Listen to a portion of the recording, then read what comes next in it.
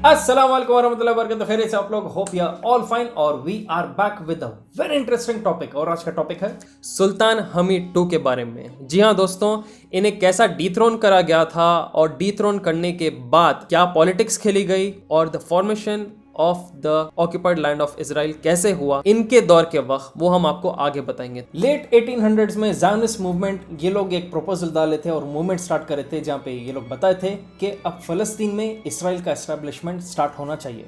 जब Abdul Hamid to को इस प्लान के बारे में पता चल गया था, वो कई सारे रिवर्सल प्लान्स डाले थे इनको रुकावट लाने के लिए।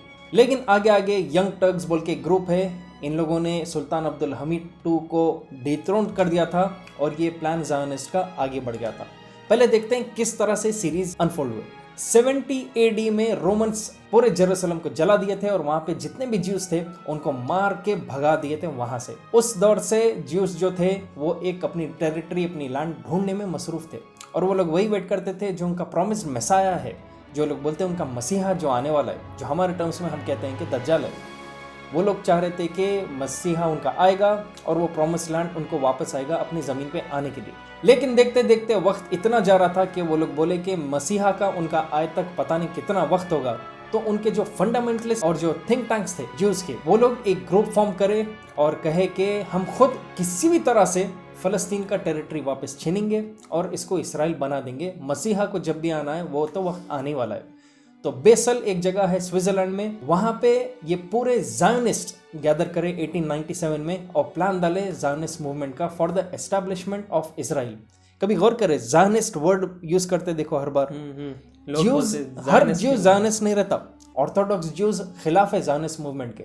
इसके ऊपर भी अलग से हम एक टॉपिक बनाएंगे। बहुत ज़माने से हम बोलते कि ज़ायनिस्ट मूवमेंट है, ज़ायनिस्ट ऐसा कर रहे, ज़ायनिस्ट लीडर्स है, तो ये वही मूवमेंट के लोग हैं ये जो formation and establishment of Israel by hook और बाय क्रुक है देखा जाए। अभी भी जो आप देखते हैं वो कंप्लीट नहीं कर सक रहे, क्योंकि क्या रहता बास टाइम आपको यूएन के पॉलिसीज फॉलो करना पड़ता। तो उस वक्त रिसेंट 100 ईयर्स में कुछ वर्ल्ड वॉर्स हुए थे और उस वक्त ज़ायनिस्ट जो थे ब्रिटिश एम्पायर से मदद मांगे थे कि हमारे लिए अब इसराइल फॉर्म कर दो, एस्टैब्लिशमेंट कर दो फ़लस्तीन के स्टेट के ऊपर।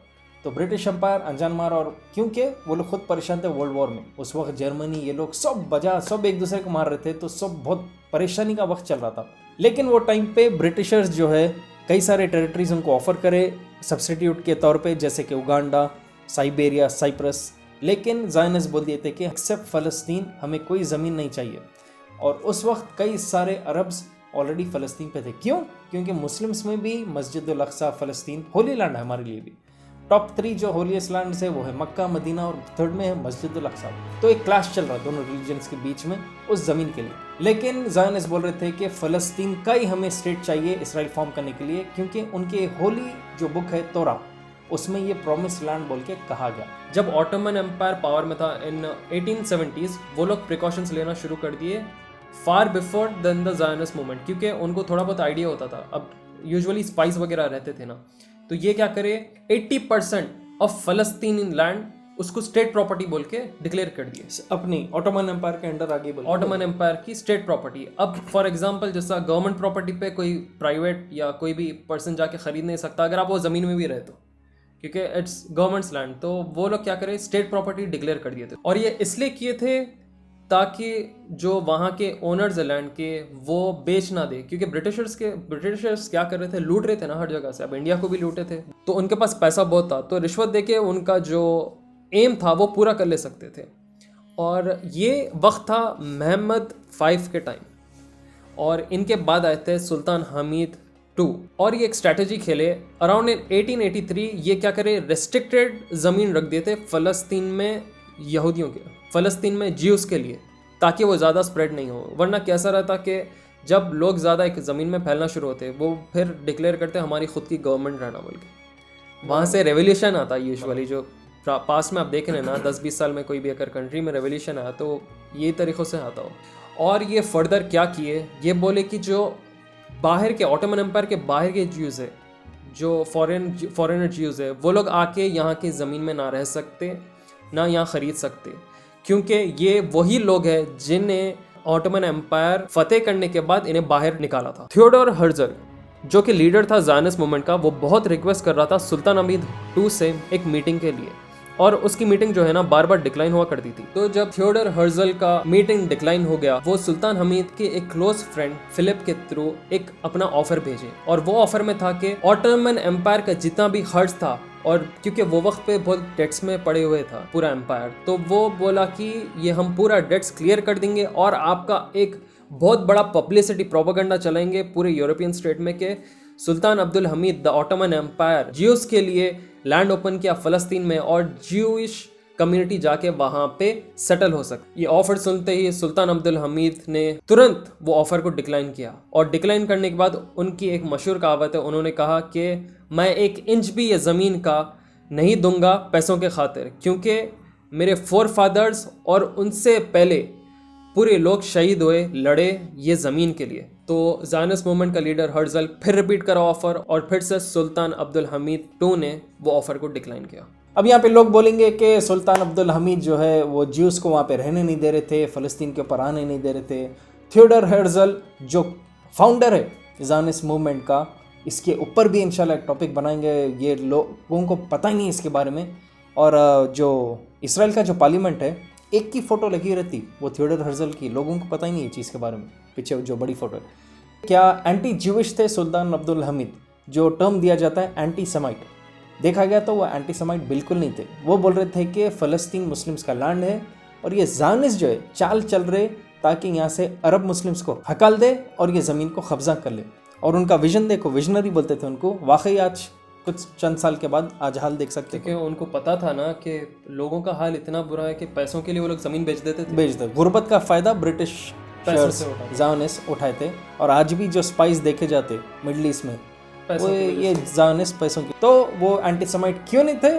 क्योंकि उस वक्त सबसे ज़्यादा फ्रीली जो ज्यूज वर्ल्ड में रह रहे थे वो अंडर ऑटोमन एम्पायर के रूल में था, उनके एम्पायर में ही रहते थे, जो ऑलरेडी ऑटोमन एम्पायर में थे। आप बोलेंगे भाई ऑटोमन एम्पायर के बाहर ऑलरेडी ज्यूस को उन्हें आने नहीं दे रहे थे, वो थे ब्रिटिश के ज्यूस। उस वक्त सबसे बड़ा ज्यूइश सिटी था थेसालोनिकी, ये खुद ऑटोमन एम्पायर के अंडर था।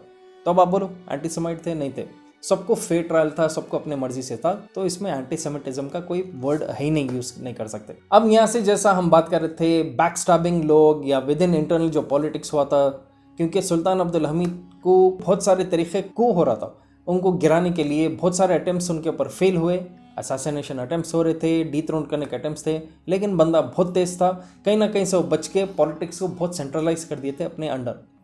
वो क्या करे, जब कोशिश कर रहे थे अपनी लड़ाई लड़ रहे थे, यंग टर्क्स बोल के एक फॉर्म हुआ था, जो नया रेबल्स का एक ग्रुप था ऑटोमन एम्पायर के अंडर, वो इनके खिलाफ थे और इनको सक्सेसफुली डीथ्रोन कर दिए थे। हम डिटेल में जाएंगे क्योंकि बहुत बड़ा टॉपिक है, वो भी शॉर्ट में बोल रहे हैं। डीथ्रोन करके वही जो ज्यूइश सिटी है थेसलोनिकी, वहाँ पे इनको एग्जाइल कर दिए, और एक यहूदी बैंकर पैसा वाला था, उसी के घर में इनको पनाह दे के रख दिए थे। और जो चीज़ सुल्तान अब्दुल हमीद अवॉइड कर रहे थे, यंग टर्क्स उसको एक्सेस दे दिए। वो क्या था, जितने भी वहाँ ज़मीन थे नेशनलाइज कर दिए थे, और जो भी ज्यूस थे उनको सेटलमेंट का परमिशन दे दिए थे फ़लस्तीन के अंदर रहने के लिए। यंग टर्क्स में कई सारे ज्यूस थे, फ्री मेसन्स थे और सैबाटिस्ट थे। जब आपको डायरेक्ट अटेम्प्ट नहीं हो सकता, पीछे से वार करके अपने लोगों से गिराते। आजकल वही हो गया, देखो जंग का आसान तरीका, आप जाके उसको मार के नहीं गिरा रहे, आप ही के दुश्मनों को फंडिंग करके आपको गिराने लगाते। फिर उसके बाद British foreign minister Arthur Balfour के साथ यंग टर्क्स ग्रुप जो है 1917 में एक डील बनाए, जिसके बाद बैल्फोर डिक्लेरेशन एस्टैब्लिश हुआ, और ये डिक्लेरेशन के हिसाब से ब्रिटिश एम्पायर ग्रीन सिग्नल दे दिया था फ़लस्तीन को इसराइल में कन्वर्ट करने का। मतलब कि जो टेरिटरी ले लिया था उसको इसराइल आप एज अ स्टेट डिक्लेयर कर दो। ये हम लोग इससे पहले भी एक वीडियो में बनाए थे, world economic collapse 2 Balfour declaration, जिसमें हम यही बताए थे कि लेटर लिखा गया था by the famous Illuminati family member Rothschild की तरफ से। और इसके बारे में खुद इंटरव्यू वो खुद आदमी दिया सो, जहाँ उन्होंने डिक्लेयर करा कि हम रिस्पॉन्सिबल है ये बाल्फोर डिक्लेरेशन बनाने के लिए। तो जैसा डिक्लेरेशन हुआ, ब्रिटिश एम्पायर जो है टेक ओवर कर लिए एज अ गवर्नमेंट, क्योंकि गवर्नमेंट होना ना, कब तक एक प्राइवेट बैंकर वो सब अपना बिजनेस चलाएंगे। गवर्नमेंट के रूप में ब्रिटिश एम्पायर आया और वो टेक ओवर कर लिए थे उस वक्त फ़लस्तीन को। वहाँ पे फिर जंगें हुई और वहाँ से ज्यूइश सेटलमेंट फुल टाइम बढ़ने लग गया था। और यहाँ पे कई सारे जो अरब्स थे वो लोग ज़मीन बेच रहे थे 2 रीज़न से। एक था पैसों की किल्लत जो थी क्योंकि गरीब थे, दूसरा था कि ऐसे टैक्टिक्स और प्रेशर डाले जा रहे थे ज़मीन वालों पे कि किसी भी हाल आप बेच के यहाँ से निकल जाना। तो एक तरह से फोर्स्ड ऑक्यूपेशन स्टार्ट हो गया वहाँ से, जो अभी तक चल रहा, जो अभी तक चल रही है। और आप देख सकते दुनिया में जो दुश्मन मुसलमान के हैं देख रहे कि वहाँ पर जुल्म हो रहा, लेकिन तो भी आज वो ज़ायनिस्ट को सपोर्ट करते। क्यों? क्योंकि दुश्मन है लोग मुस्लिम के। तो मतलब इतनी बुरी हालत हो जा रही थी अरब्स की, मतलब खाने को खाना नहीं, कैसी तबीयत वगैरह कैसी रहती थी, परेशान थे वो लोग, परेशान।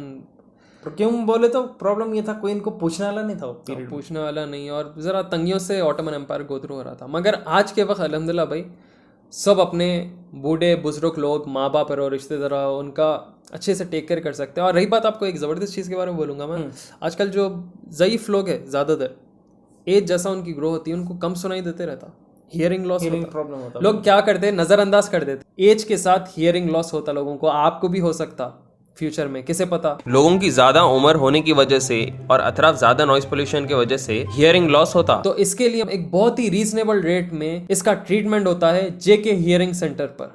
इसे जरूर चेकआउट कीजिए, जेके हियरिंग सेंटर। इसके लिए एक ही सोल्यूशन है, आप जेके हियरिंग सेंटर को विजिट करिए और अगर आप कोड यूज करें TBV JK तो आपको फ्री टेस्टिंग है अपने हियरिंग के लिए। वहां पर जाइए, अपने कान का टेस्ट कराइए, फ्रीक्वेंसी देखिए आपका कान कहां तक कैच कर रहा है, फिर आपको एक हियरिंग एड दिया जाए जिससे आपकी हियरिंग फ्रीक्वेंसी बढ़ सकती है। Thanks to doctor Imad Khan Ruman who is the chief audiologist general secretary of Telangana audiologist association, best audiologist of the state, awarded as Vaidya Ratna Puraskar, awarded best doctor audiologist category. Articles are almost daily published in Times of India and Siasat daily. Free testing करवाइए, अपने माँ बाप जो भी रिश्तेदार में सफर हो रहे हियरिंग लॉस के साथ जाइए, टेस्टिंग करवाइए। TBV JK कोड यूज़ कीजिए, आपको फ्री में टेस्टिंग हो जाएंगे इंशाल्लाह। हमारे व्यूअर्स के लिए, अगर आप नहीं तो आपके रिश्तेदार में, आपके पहचानत में, फ्रेंड्स में इसे शेयर कीजिए ताकि उनकी मदद हो जाए। Moving back to Sultan Abdul Hamid two. अब सुल्तान अब्दुल हमीद कहाँ थे?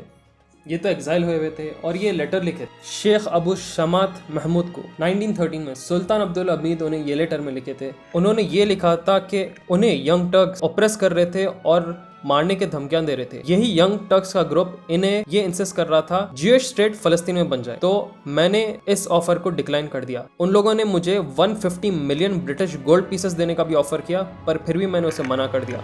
अगर वो पूरी दुनिया का भी सोना मुझे दे देते तो मैं ये ऑफर उनका डिक्लाइन कर देता। और यही मेरे फाइनल रेस्पॉन्स को देख के उन लोगों ने मुझे डिथ्रोन कर दिया। अब आप यहाँ पर देखो, यही ज्यूइश ग्रुप किससे मदद लिया था ऑटोमन में घुसने? British empire. 1947 में यही ज्यूइश ग्रुप ब्रिटिशर्स को फलस्तीन से किक आउट कर रहे थे और इसके बाद इनका न्यू स्टेट फॉर्म होता है इजराइल के नाम से। बहुत सारे अरब्स माइग्रेट करे वहाँ पर जाके वापस रहने, मगर बहुत बुरी हालत रही, बहुत ज़्यादा इनको तकलीफ दिए, मतलब एक तरीके से वापस रहने ही नहीं दिए। उसके बाद 1948, 1967, 1973 में अरब आर्मीज़ जो है, जो अरब कंट्रीज़ थे, पूरे एलाई बन के इसराइल के ख़िलाफ़ लड़े, लेकिन कोई भी उतना पावरफुल इनफ नहीं था हराने के लिए। क्यों? एक तो पावरफुल उनके पास मशीनरी है, प्लेन्स था, एडवांस टेक्नोलॉजी थी, और दूसरी चीज़ स्पाई सिस्टम। इसराइलियों में बहुत ख़ास चीज़ रहती है कि आप ही के कौम के लोगों को स्पाई बना के वो अपने काम निकालते हैं। ये खासियत है उन लोगों की, बहुत तेज दिमाग रहता है ये लोगों का एक मामलों में। और उसके लिए उनका एक सीक्रेट एजेंसी है जिसका नाम है मोसाद। तो आप देखेंगे बहुत सारे केसेस होते हैं मोसाद के भी, जो अंदरूनी वो लोग करके निकल भी जाते, लोगों को बाद में पता चलता कि इनका हाथ था उसके अंदर, और वो लोग खुशी से बोलते भी हाँ हम थे इसके पीछे हाथ, कई साल के बाद बोलते। तो जितना भी था वॉर्स हुए, आज भी आप देख रहे इलीगल ऑक्यूपेशन चल रहा, फ़लस्तीनियों को हिस्सों से हटाते रहते, उनके घर गिराते ही रहते। और आज भी कई सारे जो कंट्रीज़ है वहाँ पे, स्पेशली टर्की में भी सुल्तान अब्दुल हमीद II को प्रेस करते, जुम्मे के खुतबों में उसमें दुआ देते कि एक आदमी था, एक बंदा था जिसको इतना पैसा दौलत देने के बाद भी 100% बैकिंग ये भी दिए कि आपके थ्रोन आपका रहेगा और आपके आने वाले नस्ल भी बहुत ऐश की ज़िंदगी जिएंगे किंग्स बन के। लेकिन वो आदमी सब गिव अप कर दिया और कहा कि हम फ़लस्तीन कभी नहीं बेचेंगे। क्यों? क्योंकि उसको ज़िंदगी कम, आखिरत की ज़्यादा फिक्र थी। और इंशाल्लाह हम और भी बात करेंगे कोई मशहूर पर्सनालिटीज़ के बारे में, फिगर्स के बारे में। आप नीचे कमेंट कीजिए कि किसके ऊपर भी आप देखना चाहते हैं। हमारा एक अलग से टैब बना हुआ है फेमस पर्सनालिटीज जहाँ पे हम Elon Musk, Arya Bhatta, lion of the desert Omar Mukhtar सबके बारे में बात करते रहते। आप भी कमेंट कीजिए कि किन किन के बारे में आप देखना चाहते हैं, इंशाल्लाह वो भी हम कवर करेंगे। ये था video Sultan Abdul Hamid II and the Zionist movement and the relations के बारे में।